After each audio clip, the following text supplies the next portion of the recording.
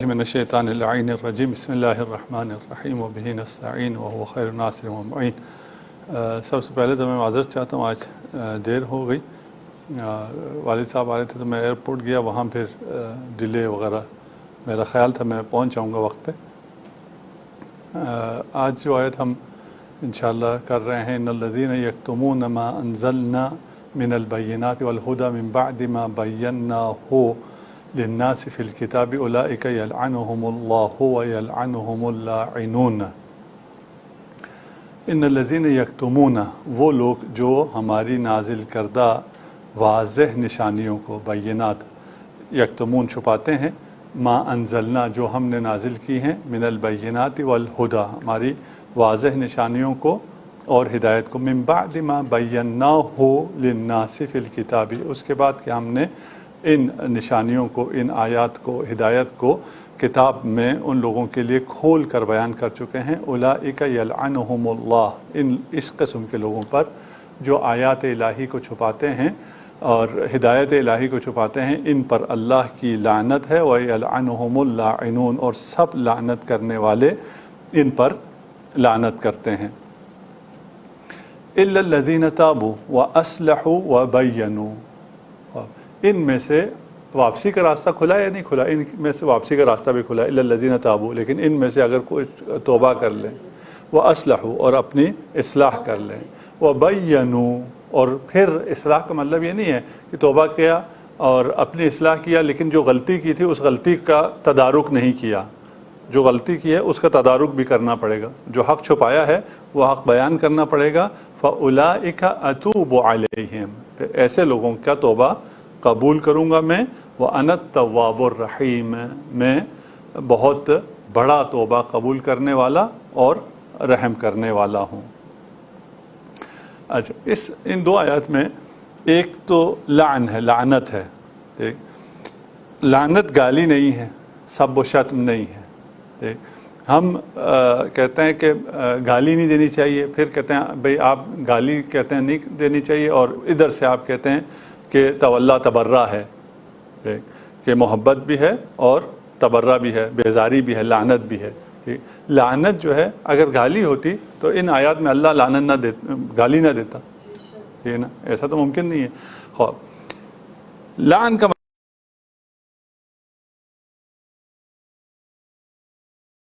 मतलब क्या है? किसी नाराज़गी करना लान है। ख़ौफ अल्लाह की तरफ से लानत का मतलब यह है कि अल्लाह के वो जो रहमत है अल्लाह की, उस रहमत और उस मग़फ़िरत से, दुनिया में रहमत आखिरत में मग़फ़िरत, इससे अगर किसी को दूर कर दिया जाए, दत्कार दिया जाए, तो उस पर अल्लाह की लानत है। और ये अल्लाह की लानत जो हम अमल करते हैं या इंसान जो अमल करता है उसका लाजिमी नतीजा है। ये यानी अगर मैंने कोई ऐसा काम किया है जिस तरह कुरान में इस आयत में इशारा है कि जो बय्यिनात है और हिदायत है उसको अगर मैं छुपा रहा हूँ तो मैंने ख़ुद लानत को ख़रीदा है, मैंने अपने आप को ख़ुद रहमत खुदा से दूर किया है।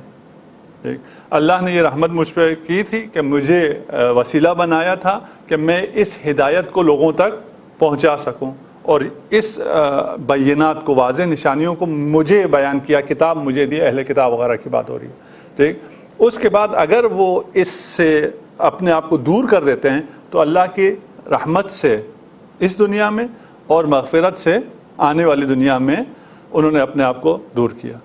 ये आयत यहूद के लिए, उलमा यहूद के लिए है कि उलमा यहूद को खोल के बयान किया था, वाज़ेह आयत दे दी थी, और रिसालत मआब सल्लल्लाहु अलैहि वसल्लम की उन्हें शिनाख्त थी, वो पहचानते थे, वो अपने औलाद से बढ़कर रिसालत मआब को पहचानते थे, इसलिए कि उनकी किताब में वाज़ेह निशानियाँ थी, हिदायत था, ये सब कुछ था। ये सब होने के बावजूद उन्होंने उस हिदायत को छुपाया, और इस हिदायत को छुपाने का लाजमी नतीजा लानत है। और ये उलमा यहूद के लिए है, उलमा इस्लाम के लिए है नहीं? हाँ, उलमा इस्लाम के लिए भी, ठीक है ना। मोरिद जो है, जो केस है, वो उलमा यहूद है, लेकिन उस केस में जो स्टेटमेंट आ रही है वो ये है कि जो भी इस कस्म का काम करेगा उस पर अल्लाह की लानत है। अब वो उलमा यहूद हों, वो उलमा इस्लाम हो। ठीक, अच्छा, اس میں علماء کہا ہے یا ان الذین یکتمون کا ہے؟ ٹھیک ہے نا، ترجمہ وہ لوگ، ٹھیک ہے نا، بس وہ لوگ میں ہم سب شامل ہو گئے نہیں ہوئے، ٹھیک ہے نا. اس میں یہ نہیں ہم کہیں جی ہم ساری ذمہ داری علماء کی ہے، علماء پہ لعنت ہو رہی ہے تو ہمیں کیا. ہم بھی جتنا جان رہے ہیں اتنا ہم بھی عالم ہیں. جتنا ہم نے جان لیا ہے اس کو اگر ہم چھپاتے ہیں تو ہم پر بھی لعنت ہو سکتی ہے، خدا نہ کرے.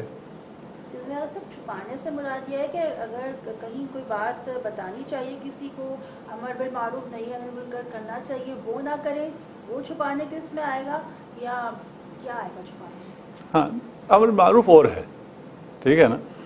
ایک امر بالمعروف ہے جہاں پر ایک آدمی ذاتی حیثیت میں کوئی گناہ کر رہا ہے، ٹھیک، آپ اس گناہ سے اس کو نہیں روکتے تو آپ نے نہی عن المنکر نہیں کیا. ایک آدمی ذاتی حیثیت میں ایک واجب کام انجام نہیں دے رہا ہے، آپ نے اس کو امر نہیں کیا تو آپ نے امر بالمعروف نہیں کیا.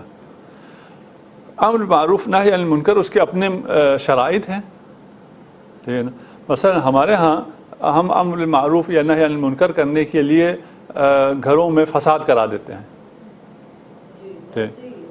اور وہ فساد کرانے کے بعد اگر جو فساد کرانے والا ہے اس سے کہا جائے تو وہ کہتے ہیں میں تو اپنے جو میرا وظیفہ ہے، ذمہ داری ہے، اس کو نبھا رہا ہوں. امر بالمعروف اور نہی عن المنکر سب کے لیے ضروری ہے. امر بالمعروف جہاں فساد ہو رہا ہے وہاں ضروری، آپ پہ واجب نہیں ہے. ٹھیک ہے. ایک آدمی آپ کی بات مانتا ہی نہیں، اس پہ آپ کی تاثیر ہے ہی نہیں، جتنا بھی آپ اس کو امر کریں وہ علناً وہ ایک کام کر رہا ہے جو آپ کے منع کرنے سے وہ نہیں رکتا ہے. آپ پر منع کرنا ضروری نہیں ہے. آپ کے منع کرنے سے ایک خواہ مخواہ کا ایک بہت بڑا فساد پھیلتا ہے آپ کے اوپر، وہ امر بالمعروف ہے. ٹھیک. ایک امر بالمعروف سے بڑھ کر مرتبہ ہے جہاں پر ہدایت اور گمراہی کا مسئلہ ہے. ایک مسئلہ ہے جدھر اگر آپ نے، جیسے یہ ہمارا کیس اسٹڈی جس کو ہم یہ قرآن بیان کر رہا ہے، رسالت مآب مبعوث ہوئے ہیں، رسالت مآب کی نشانیاں انہیں بتائی گئی ہیں، لیکن یہ اس کو چھپا رہے ہیں. اس کے چھپانے کی وجہ سے ہدایت کا سلسلہ سارا بند ہو رہا ہے. یہ ایک آدمی دو آدمی کا گناہ نہیں ہے، واضح ہے. اس قسم کی چیزوں کو اگر عقائد کی چیزوں کو اگر کوئی چھپاتا ہے، یا رسول خدا سے حدیث ہے اذا ظہرت البدع فی امتی، اگر میری امت میں بدعتیں ظاہر ہو جائیں جو آج کل ہمارے ہاں بہت زیادہ ہو رہی ہیں، فَلْيُظْهِرِ الْعَالِمُ عِلْمَهُ، پھر عالم پر ضروری ہے کہ وہ اپنے علم کا اظہار کرے تاکہ اس بدعت کا مقابلہ کیا جائے. یہ ایک آدمی کا نماز نہ پڑھنے کی بات نہیں کر رہے، ٹھیک ہے نا. یہ نماز ہی واجب نہیں ہے یا نماز میں اضافہ یا نماز میں کمی کی بات ہو رہی ہے جس سے عبادت کو ہی خراب کیا جا رہا ہے. ٹھیک. ایسی بدعتیں جب ظاہر ہوں امت میں تو عالم پر لازم ہے، عالم بھی ہم نے کہا ہر وہ شخص جو جانتا ہے. پھر ہم لوگوں پہ کیا لازم ہے؟ وہی آپ بھی تو عالم ہیں نا. ہم جانتے ہیں، ہمارے تو عالم نہیں شعور تو ہے نا، ہمیں کچھ چیزیں، جتنی چیزوں کا آپ ہمیں پتہ ہے. آپ کو معلوم ہے نماز جو ہے ہمارے آباء و اجداد سے لے کر یہ سب اس طرح پڑھتے آ رہے ہیں. یہ بھی پتہ ہے کہ 2 کتابیں پڑھ لیں تو نماز کیا ہے، 4 حدیثیں پڑھ لیں یہ بھی پتہ ہے نماز کیسی ہوتی ہے. یہ پتہ ہے اب آ کے کوئی نماز میں بدعت کوئی ایجاد کر رہا ہے تو آپ کو معلوم ہے یہ بدعت ایجاد کر رہا ہے. ٹھیک ہے نا. آپ پر جو آپ عالم ہیں آپ پر فرض ہے کہ آپ اپنے علم کا اظہار کریں، اور آپ کہیں کہ نہیں جی صحیح نماز یہ ہوتی ہے. آپ یوں نہ کہیں کہ مجھے کیا، ٹھیک ہے، یہ نماز جیسی مرضی پڑھیں. یعنی آغا صاحب میں نے یہ سمجھا کہ مطلب جب بات گمراہی کی طرف ہم دیکھیں کہ کوئی جا رہا ہے تو ہمارا فرض ہوتا ہے کہ ہم اس کو جو ہمیں پتہ ہے وہ ہم اس کو بتائیں. ہاں یہاں کی بات ہو رہی ہے جہاں پر امت گمراہی کی طرف جا رہی ہے. ہمارے شیعہ امت اس میں مسلمان سارے، ٹھیک ہے نا. ہاں جی. بٹ سر جیسے یہ کتمان ہے جی، جیسے آپ نے بات کی عقائد کا ہے، لیکن امر بالمعروف کی جب ہم بات کرتے ہیں تو اس میں پھر مراتب بھی تو ہے نا کہ اگر آپ اس کو ہاتھ سے نہیں روک سکتے تو زبان سے روکیں. یہ امر بالمعروف کی بات ابھی یہاں نہیں ہو رہی نا. ہم نے کہا یہ امر بالمعروف نہیں ہے. امر بالمعروف آتا ہے جہاں ایک آدمی وہ کر رہا ہے، گناہ کر رہا ہے، وہاں آپ کو روکنا ہے اس کو. نہی عن المنکر نہیں واجب انجام دے رہا، اپنے معروف کا امر کرنا ہے. ٹھیک. یہاں یہ نہیں ہے، یہاں گمراہی پھیل رہی ہے، وہ بدعملی پھیل رہی ہے جہاں امر معروف آ رہا ہے. ٹھیک ہے نا. یہاں پہ گمراہی پھیل رہی ہے، گمراہی پھیل رہی ہے، آپ بھی خاموش ہیں. کانسیپٹ غلط کانسیپٹ غلط ہو رہے ہیں. ٹھیک ہے, مثلا امامت کے بارے میں گمراہی پھیل رہی ہے, لوگوں کے کانسیپٹ خراب ہو رہے ہیں, آپ پر واجب ہے کہ آپ اپنے علم کا اظہار کریں. امامت میں آپ کا یہ ہے کہ امامت جہاں سے شروع ہوتی ہے, جو لوگ نہیں مانتے ہیں ادھر بھی علم کا اظہار ضروری ہے, جو یہاں سے غلو کر جاتے ہیں وہاں بھی علم کا اظہار ضروری ہے. فَلْيُظْهِرِ الْعَالِمُ علما, عالم کو اپنے علم کا اظہار کرنا چاہیے. آپ ایک مجلس میں بیٹھے ہوئے ہیں, محفل میں بیٹھے ہوئے ہیں, دوستوں میں بیٹھے ہیں, وہاں ایک آدمی جو جی میں آئے بولے چلا جا رہا ہے, آپ کو پتہ بھی ہے یہ سب غلط بول رہا ہے, اور آپ اپنے علم کا اظہار نہیں کر رہے. فَمَنْ لَمْ يَفْعَلْ فَعَلَيْهِ لَعْنَةُ اللَّهِ, جو اپنے علم کا اظہار نہ کرے اس پر اللہ کی لعنت ہے. اس کیس میں اگر آپ کو پتہ ہے کہ آپ کے بولنے سے کوئی فائدہ نہیں ہوگا, بڑی محنت. ہاں, یہاں امر بالمعروف نہیں ہے, ٹھیک ہے نا, وہ امر بالمعروف میں ہم نے کہا تھا کہ آپ کے بولنے کا فائدہ ہے یا نہیں ہے. یہاں آپ کو حکم ہے کہ آپ اگر لوگ چھپا رہے ہیں تو آپ ظاہر کریں. آپ ظاہر کریں گے, ایک آدمی کے ظاہر کرنے سے بھی کچھ نہیں ہوگا, ٹھیک ہے نا. سب جاننے والے اگر اپنے علم کا اظہار کریں تو وہ لوگ جو بدعت پھیلا رہے ہیں وہ تو راہ راست میں نہیں آئیں گے. لیکن بہت سے ایسے لوگ جو درمیان میں ہیں, جن کو کوئی علم نہیں ہے, جاہلانہ ان کے اتباع کر رہے ہیں. اگر عالم حضرات, عالم سے مراد ہم نے کہا جن کو علم ہے, ٹھیک ہے نا, وہ اپنے علم کا اظہار کریں تو وہ اگر سارے یا اکثریت علم کا اظہار کریں تو یہ بہت سے لوگ جو گرے میں ہیں, جو ادھر بھی جا سکتے ہیں ادھر بھی جا سکتے ہیں, وہ گمراہی سے بچ جاتے ہیں. ابھی آپ نے امامت کا ایگزامپل دیا, تو پھر امامت کے اوپر تو بہت سی ڈفرینٹ کانسیپٹس ہیں کہ یہ مطلب امام شافعی بھی ہیں اور امام حنبلی بھی ہیں اور دوسرے بھی, اور دوسرے امام علی بھی ہیں اور ان کی اولاد. نہیں, وہ تو جو نماز پڑھاتا ہے اس کو بھی امام جماعت کہتے ہیں نا, ٹھیک ہے نا. وہ آپ نے ابھی امام اس کے لغوی معنی میں استعمال کیا ہے, ٹھیک ہے نا. کوئی بھی امام شافعی یا ابو حنیفہ کی امامت کا قائل نہیں ہے. جو ہم امامت کہتے ہیں نا, اس سینس میں امامت کا کوئی بھی قائل نہیں ہے. کہ آپ کہیں جناب ائمہ کتنے ہیں, کچھ کہتے ہیں 12 ہیں, کچھ کہتے ہیں 15 ہیں, ٹھیک. شیش امامی ہیں, ٹھیک ہے نا, کچھ کہتے ہیں 6 ہیں, کچھ کہتے ہیں 12 ہیں, لیکن کوئی 15 امام 20 امام نہیں ہیں, الا یہ اسماعیلی جو 51 امام تک آئے ہوئے ہیں, وہ ایک الگ چیز ہے, ٹھیک. آپ کو اپنے علم کا اظہار کرنا ہے. آپ نے نہ لڑائی کرنی ہے, نہ مناظرہ کرنا ہے, نہ کچھ کرنا ہے. آپ نے خاموش نہیں رہنا ہے وہاں جہاں آپ اپنے علم کا اظہار کر سکتے ہیں, جہاں آپ کر سکتے ہیں, ٹھیک ہے نا. جہاں آپ اپنے علم کا اظہار نہیں کر سکتے, وہاں پر امر معروف میں یہ تھا کہ اگر آپ کی جان کو آپ کے بات سے اثر نہیں ہو رہا ہے تو آپ نہ کریں. یہاں ایسا نہیں, اگر اثر نہیں ہو رہا پھر بھی اظہار کریں, لیکن اگر آپ کی جان کو خطرہ ہے پھر نہ کریں, ٹھیک ہے نا. آپ ایسی جگہ پہ ہیں جہاں آپ اظہار نہیں کر سکتے ہیں, ٹھیک ہے نا. آپ کی جان کو, آپ کے مال کو, آپ کے آبرو کو خطرہ ہے, آپ پر وہ اظہار پھر وہاں پر اظہار واجب نہیں رہتا ہے, ٹھیک. لیکن اگر آپ اظہار کریں, آپ کی جان کو خطرہ نہیں ہے, لیکن آگے نہیں مانتے, نہ مانیں, ان کے ماننے نہ ماننے سے فرق نہیں پڑتا ہے. من سئل, حدیث ہے, ان علم یعلمہ, ٹھیک ہے نا. اگر کسی سے کسی علم کے بارے میں سوال کیا جائے اور اس علم کا اس کو, جس کے بارے میں اس کو معلوم ہے, یعنی اتنا ہی عالم کی بات ہو رہی ہے نا, سارے دین کا علم کی بات بھی نہیں کر رہے. ایک مسئلہ پوچھا, وہ مسئلہ اس کو معلوم ہے لیکن اس نے اس کو چھپایا, نہیں بتایا. الجمہ اللہ تعالی یوم القیامہ باللجام من النار, خدا اسے قیامت کے دن آگ کی لگام ڈالے گا. تو انشاءاللہ ہم ان میں سے نہ ہوں جو حق کو چھپائیں, ان بینات کو چھپائیں, ان واضح نشانیوں کو چھپائیں جو ہم تک پہنچی ہیں. علماء یہود تک بھی واضح نشانیاں پہنچی تھیں, انہوں نے چھپایا. ہم تک بھی بہت سی واضح نشانیاں پہنچی ہیں, ٹھیک. ہم تک بھی ہدایت پہنچا ہے, ہم اس ہدایت کو نہیں چھپا سکتے. چھپائیں تو اس کا نتیجہ کیا ہے؟ اللہ کی لعنت ہے, لعنت کرنے والوں کی لعنت ہے, ٹھیک ہے نا. اس میں آگے آئیں گے آیات, مومنین بھی ہیں اور اللہ کے فرشتے بھی ہیں, ٹھیک. خوب, اچھا, اب میں اس لعنت سے بچنا چاہتا ہوں. پہلے مجھے معلوم نہیں تھا, ٹھیک. میں کیا کروں لعنت سے بچنے کے لیے؟ الا الذین, نیکسٹ آئے, الا الذین تابوا, توبہ کر لیں, واصلحوا, اپنی اصلاح کر لیں, وبینوا, ٹھیک. یہ ہر چیز کے لیے ہے, ٹھیک، یعنی میں نے ابھی نمازیں نہیں پڑھی، نمازیں میں نے قضا کی ہیں مثال کے طور پہ، خواب میں کیا کروں؟ میں توبہ کروں، اس کے بعد کیا کروں؟ اپنی اصلاح کروں، نماز پڑھنا شروع کروں، اس کے بعد کیا کروں؟ اپنی نمازوں کی قضا کروں. ٹھیک، اگر میں اپنی نمازوں کی قضا نہ کروں اور میں کہوں میں نے توبہ کر لیا ہے، یہ کوئی توبہ نہیں ہے. ٹھیک، عملاً جو کام مجھ سے ہو سکتا ہے وہ میں نہیں کر رہا. ٹھیک، اور خدا سے میں کہہ رہا ہوں کہ وہ معاف کر دے، ان سب کو ڈیلیٹ کر دے. بھائی جو تم سے ہو سکتا ہے وہ تو کرو.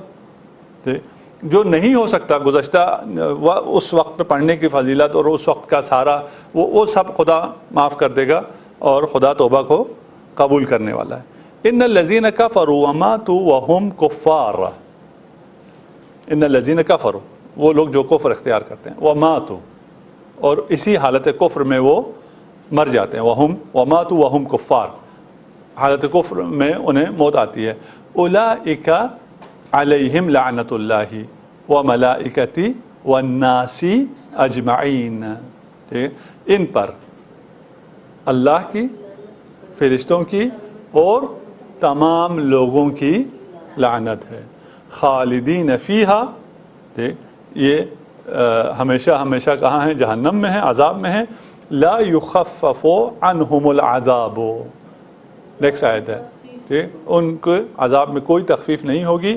ولا ہم ینظرون، اور انہیں مہلت بھی نہیں دی جائے گی. مہلت دینے کا معاملہ دنیا میں ہے، دنیا میں کفار کو مہلت دی جائے گی، لیکن آخرت میں کفار کو کوئی مہلت نہیں ہے. اس میں جو پہلی آیت ہے ان الذین کفروا، ایک آدمی یہاں کافر ہے، ٹھیک، کافر ہے لیکن اس نے توبہ کر لی، ٹھیک، اس پہ بھی لعنت ہے؟ نہیں. کہا تھا اگر توبہ کر لے تو پھر لعنت نہیں ہے. کافر ہے اور اپنے اسی کفر پر اگر مرتا ہے تو پھر اس پر لعنت ہے. اور لعنت کا مطلب کیا ہے؟ ہم نے کہا تھا دنیا میں رحمت نہیں ہے، آخرت میں مغفرت نہیں ہے. آخرت میں اگر مغفرت نہ ہو تو پھر وہ ہمیشہ عذاب میں ہے، اور عذاب سے ان کا کوئی چھٹکارا نہیں، ان کو کوئی مہلت نہیں ملے گی. ٹھیک، اچھا، کچھ لوگ ہیں جنہیں اسلام کی حقانیت کا علم ہے، اور اس کا علم ہونے کے بعد اسلام بھی لے آتے ہیں، ایمان بھی لے آتے ہیں. ٹھیک، وہ لوگ مومنین ہیں، ان پر اللہ کی رحمت ہے. ٹھیک، کچھ لوگ ہیں جنہیں اسلام کی حقانیت کا علم نہیں ہے، لیکن اس کی حقانیت کا علم وہ حاصل کر سکتے ہیں. جو آج کل کفار ہیں انہیں اسلام کی حقانیت کا علم تو نہیں ہے، ٹھیک، لیکن وہ بہت آسانی سے اسلام کی حقانیت کا علم حاصل کر سکتے ہیں، لیکن کیونکہ وہ اہمیت نہیں دیتے نہ مذہب کو نہ ان باتوں کو، اور وہ ایک اپنی مادی زندگی میں مست ہیں، وہ جاہل مقصر ہیں. جاہل ہیں، ان کو اسلام کے احکام کا علم نہیں ہے، لیکن ایسے جاہل کو جاہل مقصر کہا جاتا ہے. مقصر قصور سے، قصور کرنے والا، ٹھیک ہے نا. اچھا، یہ لوگ اس آیت کے مفہوم میں شامل ہیں.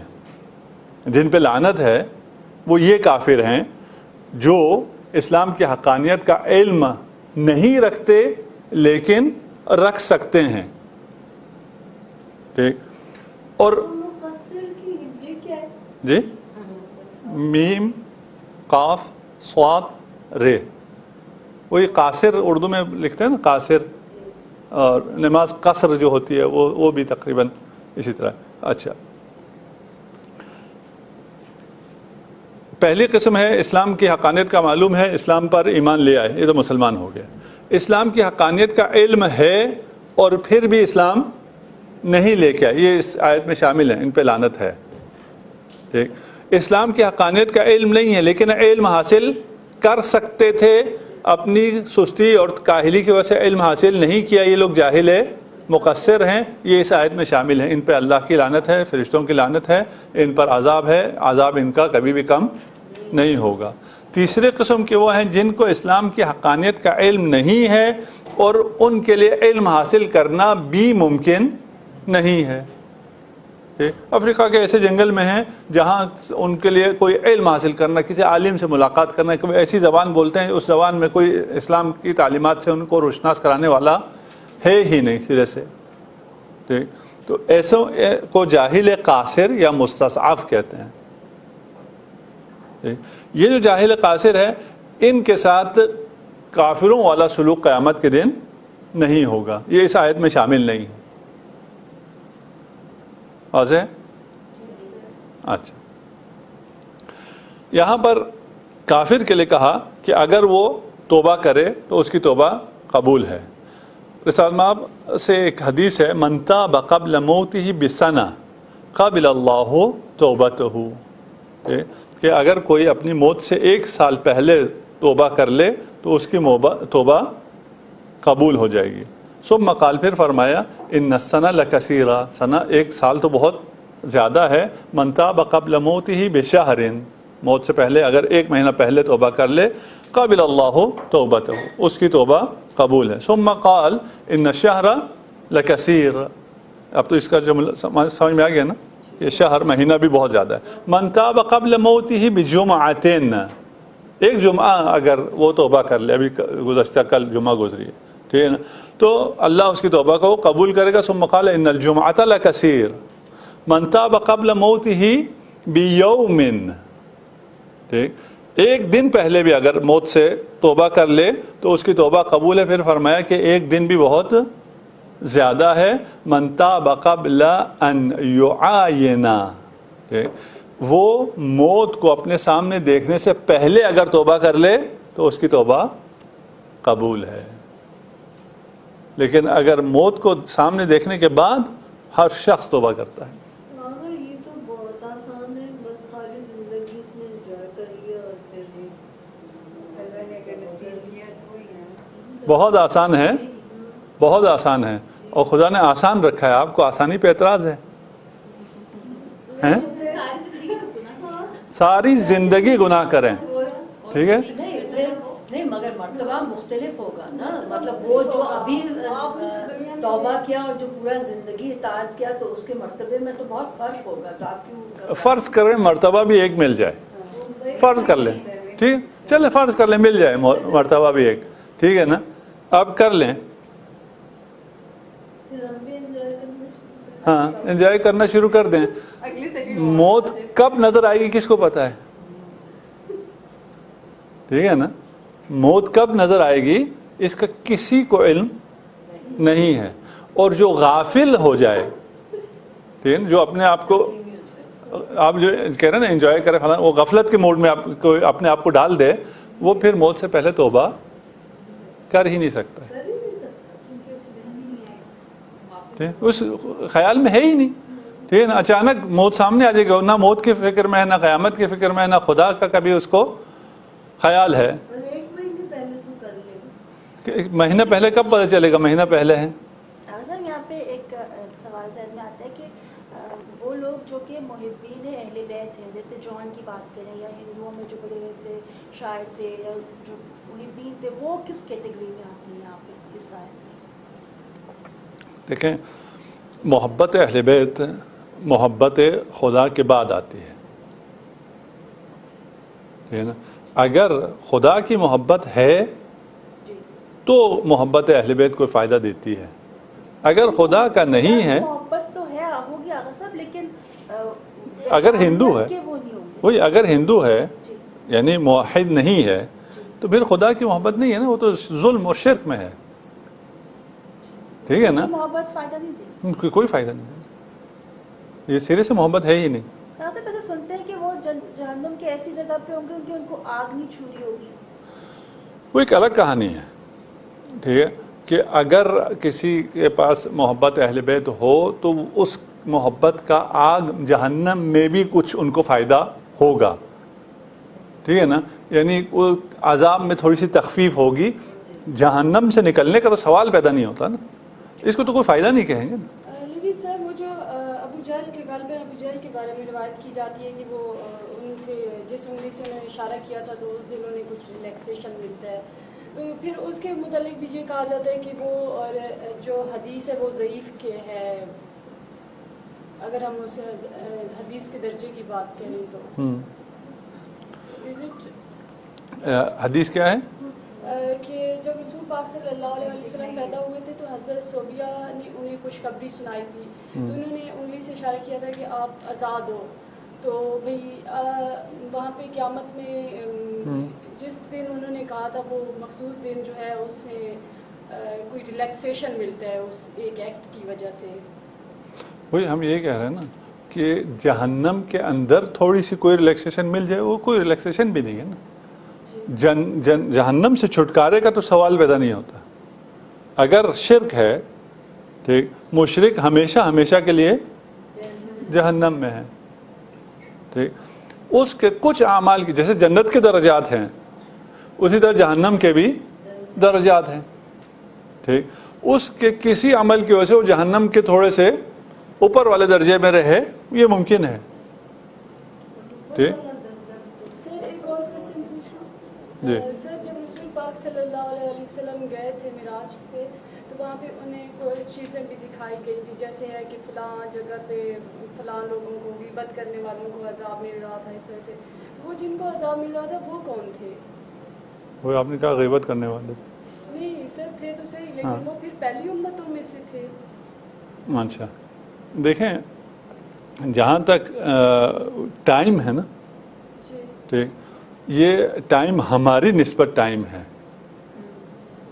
خدا کی نسبت کوئی ٹائم ہے ہی نہیں ٹھیک.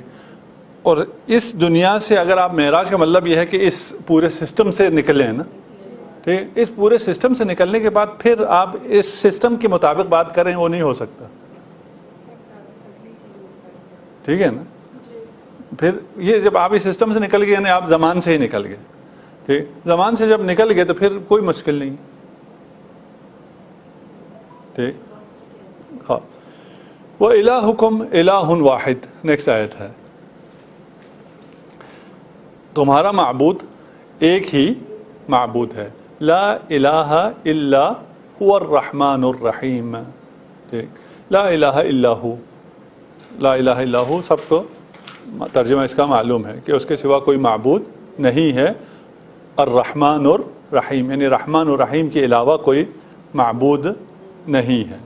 اچھا یہاں ہمیں خطاب ہو رہا ہے کہ الہکم الہ واحد، کہ تمہارا معبود ایک ہی معبود ہے ٹھیک. مشرکین کا معبود ایک نہیں ہے، وہ بہت سے ان کو پوچھتے ہیں، الہ کو پوچھتے ہیں. ہمارا الہ صرف ایک ہے ٹھیک.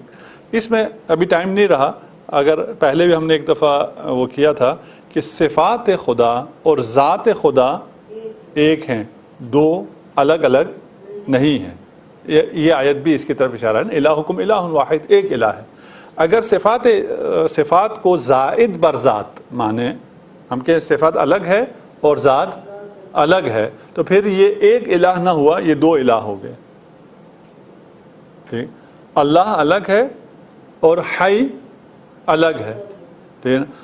حی صفت ہے اللہ کی، یہ جو حی ہے یہ عین ذات خدا ہے، زائد بر ذات نہیں ہے.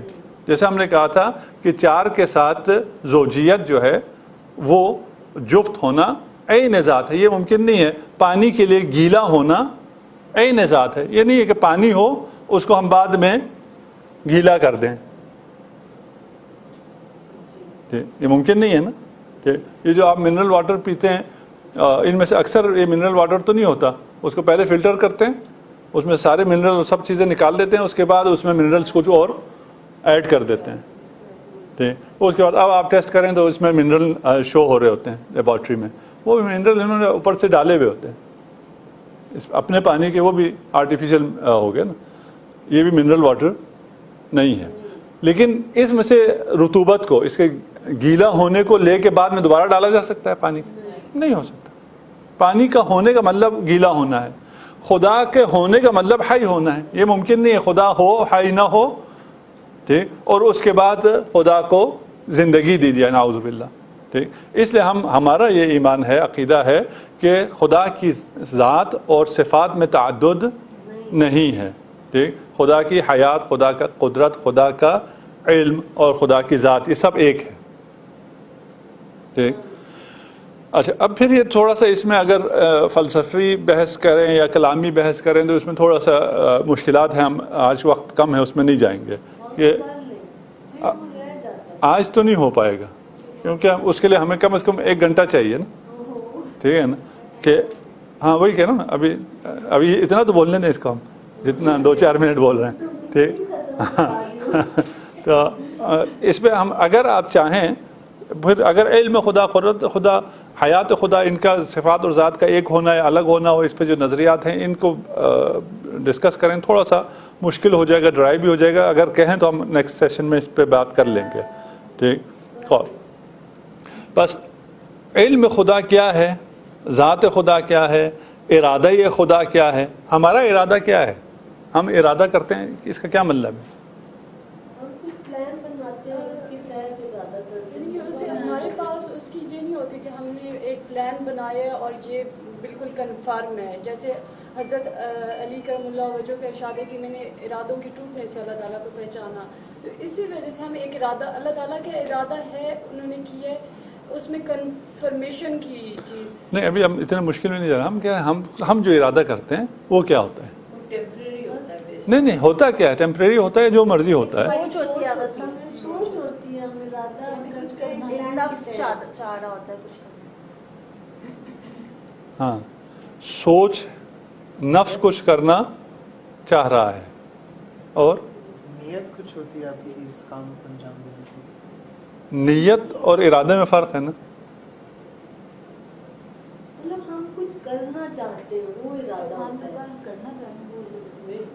اچھا، ارادہ جو ہے وہ صفت نفسانی ہے، آپ کے نفس کی ایک صفت کا نام ہے، ٹھیک. اس میں پہلے تصور، پھر تصدیق، پھر شوق، ان 3 کو آپ مبادی ارادہ کہیں، پھر وہ مشکل باتیں ان کو چھوڑیں، آپ کے یہی ارادہ یہی ہوتا ہے، تصور، تصدیق، شوق.